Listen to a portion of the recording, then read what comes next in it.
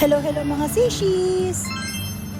Wala nang mas gaganda pa sa takip silim dito sa amin. Wow! Ang langit ay tila isang painting, puno ng kulay kahel at ginto habang unti-unting lumulubog ang araw. Tita Mars! Napansin namin ang isang truck na punong-puno ng mga tubo. Ang sisipag nila, no? Kahit palubog na ang araw ay tuloy pa rin sila sa pagtatrabaho.